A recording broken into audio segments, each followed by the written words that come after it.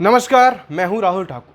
पूरा देश यूपी के हाथरस में हुए हादसे पर गमगीन है। ये हाथरस में हुए उस मौत के सत्संग का पोस्टर है जिसके बारे में सुनकर हर कोई सन्न है, दंग है, परेशान है, हैरान है। इस हादसे की तस्वीरों ने हर किसी को खौफजदा कर दिया है और इस सब का जिम्मेदार अगर कोई है तो वो है ये शख्स, जिसके ढोंग और पाखंड की लिस्ट इतनी लंबी है कि सुनकर आपके होश फाख्ता हो जाएंगे। मानवता का पाठ पढ़ाने वाले इस ढोंगी के झूठ, फरेब और करतूतों से भरी कई कहानियां लगातार अब सामने आने लगी हैं। 3 पीस सूट में बड़े सिंहासन पर बैठकर ज्ञान बांटने वाला, काले चश्मे और महंगी घड़ियों का शौकीन ये बाबा अपनी खुद की आर्मी और झूठ बोलने में महारथी है। मानवता का ज्ञान देने वाला ये ढोंगी बाबा, इसके जो कारनामे सुनेंगे तो आपका सिर चकरा जाएगा, परेशान हो जाएंगे। भक्तों को मोहमाया से ऊपर उठकर भगवान की भक्ति में लीन होने का ज्ञान देने वाला ये जो बाबा है, इसके काले चिट्ठे आपको हैरत में डाल देंगे। वीडियो पूरा देखिएगा ताकि खुद को भगवान बताने वाले शैतान की करतूतों के बारे में पूरा देश जान सके। कैसे गांव-गांव में इसकी फौज ने झूठी कहानियां सुनाकर मासूम लोगों को अपने जाल में फंसाया। इसके आश्रम में कितना गंदा और घिनौना काम होता है आप सोच भी नहीं सकते। एटा में जन्मे और फिर कासगंज आकर बसे इस बाबा ने कैसे पाखंड के कारोबार से मनी, पावर और पोजीशन हासिल की, ये सब कुछ आपको बताने वाला हूं अगले कुछ मिनटों में। सबसे पहले तो इसका असली नाम जान लीजिए, क्योंकि आगे की कहानी सुनने के बाद इसे बाबा कहने में भी आपको शर्म आने लगेगी और परहेज करने लगेंगे। इसका असली नाम है सूरजपाल सिंह, जो धीरे धीरे नारायण साकार हरियूफ भोले बाबा के नाम से मशहूर हो गया। इस ढोंगी के ढोंग की शुरुआत इसके हाथ में चक्र और त्रिशूल दिखने के दावे से शुरू होती है और देखते ही देखते चरण रज तक बात पहुंच जाती है। कहा जाने लगता है कि इसके चरणों की धूल से समस्याएं खत्म हो जाएंगी, सारी बीमारियां दूर हो जाएंगी और आपके जीवन का हर कष्ट दूर हो जाएगा। यूं तो आपने सत्संग में ये अक्सर अपनी पत्नी को साथ रखता है, लेकिन इसके पास अपनी कोई संतान नहीं है। हालांकि एक बड़ी प्राइवेट फौज जरूर तैयार कर रखी है, जिन्हें सेवादार के नाम से जाना जाता है, और यही सेवादार इसके सत्संग में सुरक्षा के इंतजामों से लेकर भक्तों के खाने पीने की व्यवस्था करते हैं। यहाँ तक कि कार्यक्रम स्तर पर सुरक्षा की कमान पुलिस को देने की वजह खुद ही संभालते हैं, जिसका भयावह अंजाम हाथरस में हम सबने देखा और ना जाने कितने घरों में मातम पसर गए। यूं तो इस बाबा के कारनामों की लिस्ट जैसा हमने बताया कि बहुत लंबी है, हमारे पास भी आ चुकी है, लेकिन एनडीटीवी की एक रिपोर्ट है जो इस बाबा के पूरे काले चिट्ठे, इसके कारनामे और इसकी शर्मनाक करतूतों का खुलासा करने के लिए काफी है। एनडीटीवी से बात करते हुए इस बाबा के आश्रम में रहने वाले रंजीत सिंह नाम के एक चश्मदीद ने बताया कि बाबा के पास कोई विशेष शक्ति नहीं है, वो सिर्फ अपने पास विशेष शक्ति होने का सिर्फ और सिर्फ ढोंग करता है। रंजीत सिंह के मुताबिक उनके पापा इस बाबा के आश्रम में 15 साल तक रहे हैं। भोले बाबा के ही गांव से ताल्लुक रखने वाले रंजीत की माने तो बाबा ने सत्संग का ढोंग रचाकर अपने एजेंटों को पैसे देकर, लालच देकर लोगों के बीच झूठी कहानियां फैलवाई, जैसे कि बाबा की उंगली पर चक्र दिखता है, कभी हाथ में त्रिशूल दिखने का दावा किया गया, नई नई कहानियां बनाई गई। इतना ही नहीं, आरोप तो यह भी है कि बाबा अपने आश्रम में 16 से 17 साल की कई लड़कियों के साथ गलत काम करता है, सिगरेट और शराब का आदी भी है। रंजीत का तो यहां तक दावा है कि बाबा जो भी गलत काम करता है उसे उनके एजेंट सही करके बताते हैं, यानी कि पर्दा डालते हैं। आश्रम में गलत तरीके से गलत पैसा आ रहा है, अवैध निर्माण किया जा रहा है और बाबा के साथ उसकी पत्नी भी इसके षड्यंत्र में शामिल है, ये दावा है रंजीत का।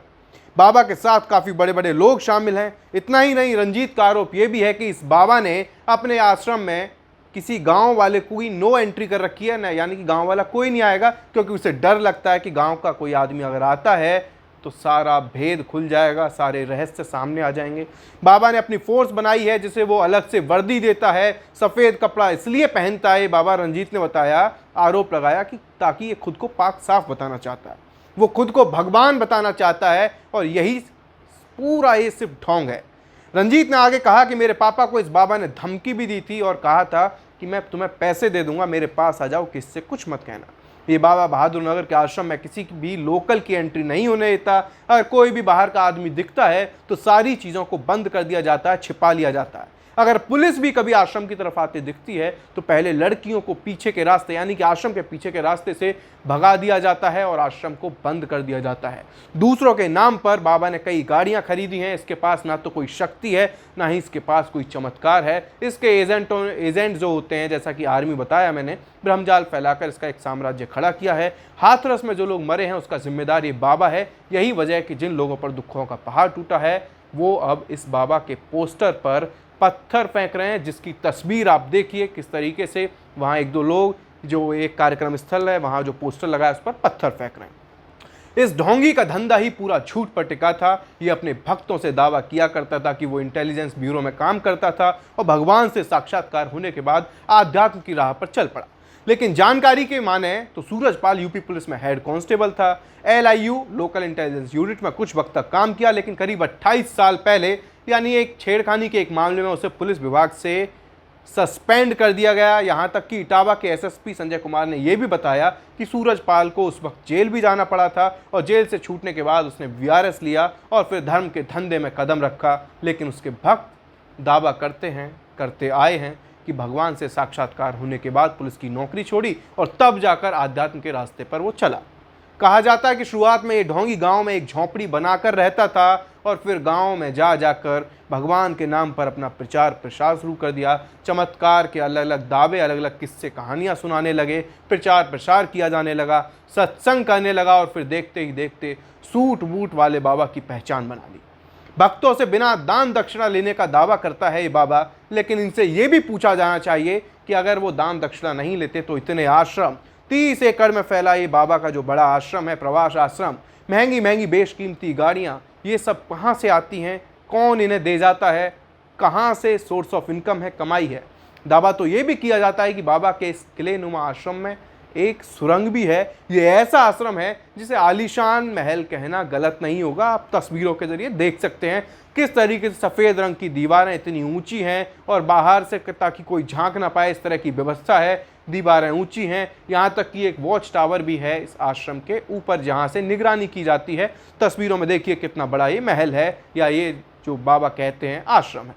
लोगों की माने तो खुद को भगवान बताने वाला ये पाखंडी अपने चरणों की धूल को लेकर लोगों को भ्रमित करता आया है। कहा जाता था कि इसके चरणों की धूल से सारे कष्ट दूर हो जाएंगे, दुख दूर हो जाएंगे, इनके मूल मंत्र से लोगों को लाभ मिलता है, ऐसा दावा किया गया। हाथ में चक्र घुमाने का नाटक करता था। यहाँ तक कि कुछ लोग तो ये भी कहने लगे कि आश्रम में इस ढोंगी को दूध से नहलाया जाता था, फिर खीर बनाकर भक्तों में बांट दी जाती थी। इतना ही नहीं, दावा तो यहाँ तक किया जाता है कि बाबा अपने पास एक खास किस्म के पानी होने का दावा किया करता था ताकि हर बीमारी को वो उससे दूर कर दे। ऐसे में सवाल है कि अगर ये बाबा इतना ही चमत्कारी है तो इसका चमत्कार सत्संग के बाद मची चीख पुकार के वक्त कहाँ था? जिस चरण रज से हर समस्या को दूर करने की बातें कहता था, उसी चरण रज ने कितने लोगों की जान ले ली। क्या अब इस बाबा का चक्र, त्रिशूल और चमत्कारी पानी क्या मर चुके लोगों को जिंदा कर पाएगा जो काल के गाल में समा चुके हैं, या फिर उनकी पीड़ा और दर्द को दूर कर पाएगा जिन्होंने अपनों को खोया है? बाबा तो छोड़िए, उसकी फौज ने भी भक्तों को मौत के मुंह में धकेलने में कहीं भी कोई कोर कसर नहीं छोड़ी। बताया तो ये भी जा रहा है इसी बाबा ने अपने चरण रज लेने के लिए भक्तों को कहा था। भारत समाचार ने इस खबर को सोशल मीडिया हैंडल पर पोस्ट किया है। देखिए, इसमें साफ लिखा है कि कैसे ये तथाकथित बाबा ने लोगों को खुद से मौत के मुंह में धकेल दिया, किस तरीके से चरण रज के लिए कहा, प्रेरित किया, जिसके बाद जो हुआ वो मंजर हम सभी ने देखा। उसके बाद जो दर्दनाक, शर्मनाक ही कहा जा सकता है जो हादसा हुआ।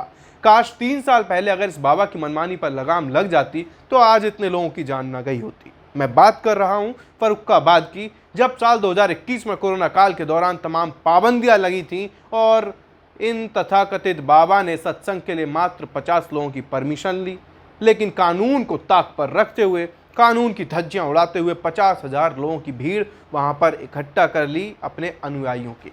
अगर शायद तभी शिकंजा कस गया होता तो आज हम हाथरस का ये हादसा नहीं देखते, आज हम उन परिवारों की चीख पुकार नहीं सुनते जिनकी आंखों में दर्द है, उनकी आंखों में गम है और चेहरे पर सिर्फ और सिर्फ सुस्ती और अपने खोने का दर्द।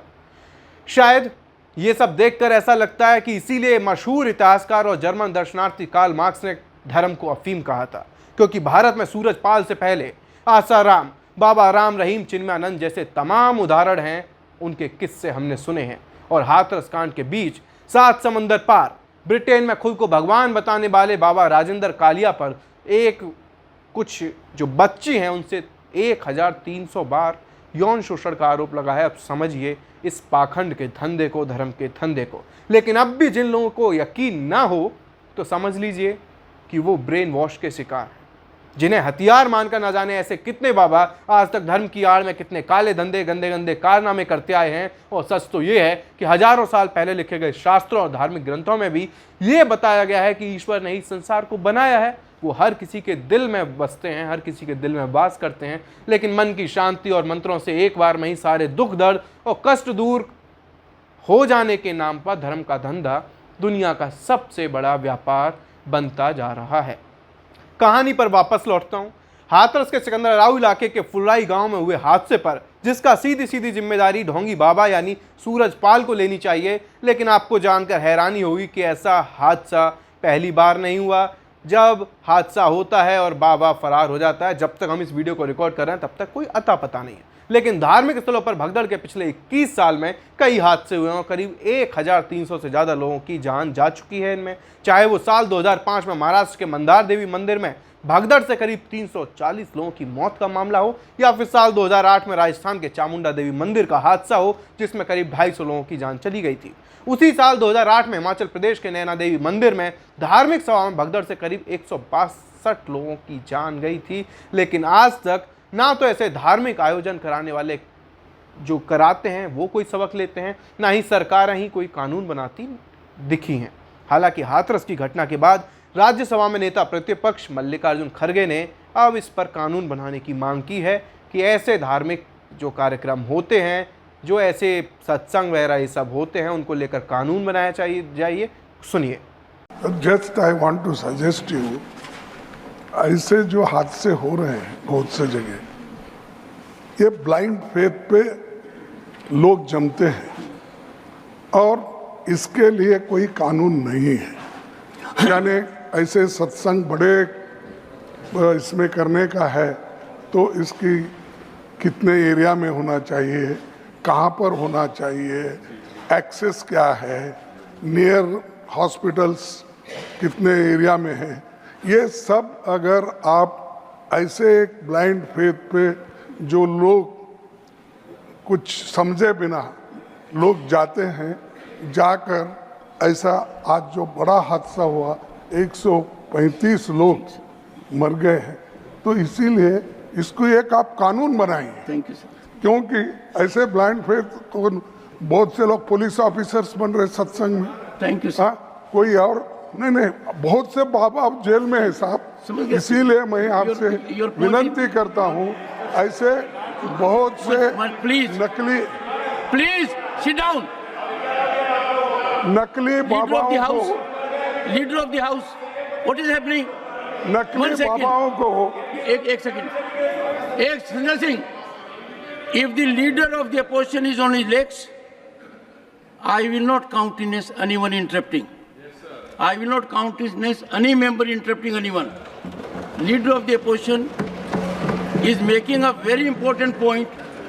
That point has been made to me in my chamber by leader of the house, by Shri Pramod Tiwari ji. They came to my chamber. This is an important point above partisan stance. Please, sir, point is taken note of. After the session is over today, I invite you. मैं इसलिए कह रहा हूँ कि महाराष्ट्र में ऐसा एक कानून बना जो अंधश्रद्धा के खिलाफ, जो वही अंधश्रद्धा, वो पूरा मेरे को एक्ट का ये मानो, अंधश्रद्धा के लिए कर्नाटक महाराष्ट्र में कानून बने हैं। उसी लाइन पर आप कानून बनवाइए और इसके ऊपर पाबंदी लगाइए कि ताकि जो सच्चे लोग हैं वो आने दो। नकली लोग आकर पैसे के लिए बहुत जगह वो आश्रम बनाकर लोगों को लूट रहे हैं, ऐसे मर जाए। तो मैं आपसे विनती करता हूँ, होम मिनिस्टर का स्टेटमेंट इसके ऊपर होना चाहिए। होम मिनिस्टर को आप बोलिए, या लीडर ऑफ द हाउस है उनको बोलिए। Please, you made your point, I understood. इस ढोंगी बाबा के पाखंड को जितना हम इस हादसे के लिए जिम्मेदार कह रहे हैं, इसके अलावा वो सिस्टम भी उतना गुनाहगार है जो आम लोगों को कीड़े मकोड़े की तरह मरने के लिए छोड़ देता है। वो सिस्टम जो आम लोगों को इमरजेंसी में ढंग का इलाज नहीं दे सकता, लेकिन हादसे की रिपोर्ट में हमें यानी कि उन्हीं आम लोगों को कसूरवार ठहराने में मास्टर है। क्योंकि हाथरस के इस हादसे से जुड़ी एक रिपोर्ट सामने आई है। दावा है कि एसडीएम साहब ने इस जांच रिपोर्ट में भक्तों को ही कसूरवार ठहरा दिया है। जो उसमें शब्दावली है, जिन शब्दों का उसमें इस्तेमाल किया गया है, वो आप ज़रा देखिए, पढ़िए। सारी की सारी कहानी भक्तों से शुरू होती है और भक्तों के ऊपर ही उन्हें ही कसूरवार ठहरा दिया जाता है। शायद साहब लोगों ने बहुत मेहनत के साथ ये जांच रिपोर्ट तैयार की होगी, क्योंकि मुख्यमंत्री को मुआयना करना था, तो इसलिए रातों रात इंतजाम दुरुस्त भी किए होंगे। 24 घंटे पहले तक जो मरीज इलाज के अभाव में दम तोड़ रहे थे, इलाज नहीं मिल पा रहा था, अब मुख्यमंत्री के पहुंचने से पहले उन्हें चुस्त दुरुस्त करने के लिए उनके पास अस्पतालों में भी फलों की टोकरी तक पहुंचा दी गई। जरा इस तस्वीर को देखिए, कैसे योगी एक घायल का हाल जान रहे हैं, उससे पूछ रहे हैं, सवाल पूछ रहे हैं, वहाँ फलों की टोकरी रखी है। खैर, इस बात को छोड़ते हैं और आपसे अपील करते हैं कि धर्म के नाम पर आंख बंद कर किसी भी बाबा, साधु, संत, महात्मा, मौलाना या किसी भी ये जो ऐसे बाबा होते हैं उन पर विश्वास ना करें, क्योंकि कहा जाता है कि सावधानी हटी दुर्घटना घटी। कुछ ऐसा ही हुआ हाथरस के इस केस में। इस वीडियो में फिलहाल इतना ही। आपके फीडबैक का इंतजार रहेगा। अपना ख्याल रखें, स्वस्थ रहें, मस्त रहें। नमस्कार।